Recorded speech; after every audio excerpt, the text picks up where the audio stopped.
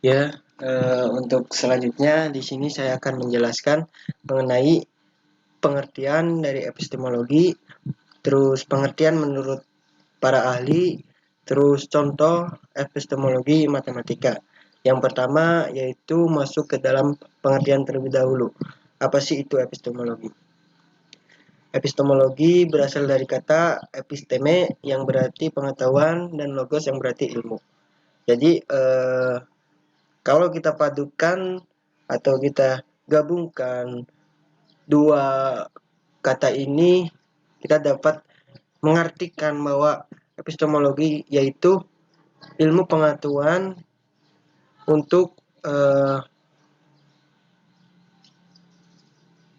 untuk memperoleh ilmu-ilmu yang selanjutnya.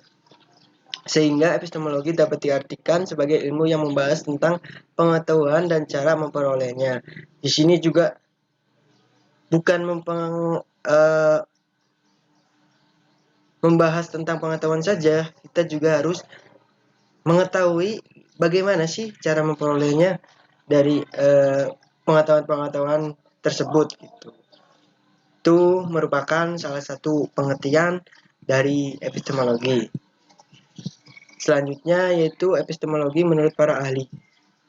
Menurut Adib, epistemologi adalah cabang filsafat yang disebut juga teori pengetahuan dan membicarakan tentang cara memperoleh pengetahuan, hakikat pengetahuan, dan sumber pengetahuan. Dengan kata lain, epistemologi adalah suatu cabang filsafat yang menyoroti atau membahas tentang tata cara, teknik, atau prosedur mendapatkan ilmu dan keilmuan. Jadi di sini juga Adib mengatakan atau berpendapat bahwa epistemologi merupakan lebih ke bagaimana sih tata cara kita mendapatkan ilmu tersebut, terus bagaimana tekniknya, terus bagaimana prosedur atau sistematikanya, langkah-langkahnya untuk mendapatkan ilmu tersebut untuk kita praktekkan ke yang lain, ilmu yang lainnya.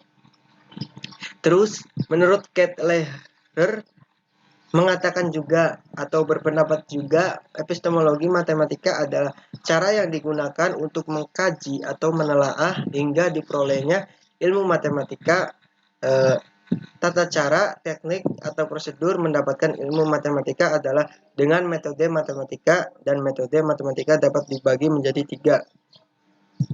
Yang pertama yaitu metode non ilmiah, metode ilmiah, dan metode problem solving. Tidak jauh sih dengan pendapat yang tadi dikatakan oleh Adib. Kettler juga mengatakan sama yang dikatakan oleh Adib, yaitu mengenai tata cara, teknik, prosedur dalam mendapatkan ilmu matematika. Namun di sini Kettler mengemukakan juga dengan metode apa sih kita mendapatkan matematika tersebut. Di sini ada 3 macam metodenya. Yang pertama yaitu metode non ilmiah, dan yang kedua metode ilmiah, dan yang terakhir metode problem solving. Itu merupakan epistemologi menurut para ahli. Selanjutnya kita masuk ke contoh epistemologi matematika. Contoh dari epistemologi matematika saya ambil dari metode non ilmiah. Metode non ilmiah dalam matematika adalah prosedur untuk mengkaji ilmu matematika yang diperoleh dengan cara penemuan secara kebetulan, trial and error, common sense, prasangka, otoritas, dan pengalaman biasa. Hal ini diterapkan pada ilmuwan-ilmuwan masa lampau yang menelaah ilmu matematika setelah menetapkan ontologi matematika. Ya, ini merupakan salah satu contoh dari epistemologi, dan saya mengambil contohnya dari metode non ilmiah yang contohnya itu kita dapat menemukan atau memperoleh secara kebetulan atau dengan prasangka, otoritas, dan pengalaman biasa.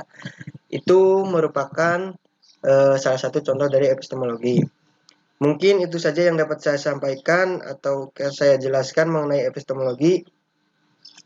Kita nanti lanjut ke pembahasan berikutnya, yaitu mengenai ontologi. Terima kasih. Wassalamualaikum warahmatullahi wabarakatuh.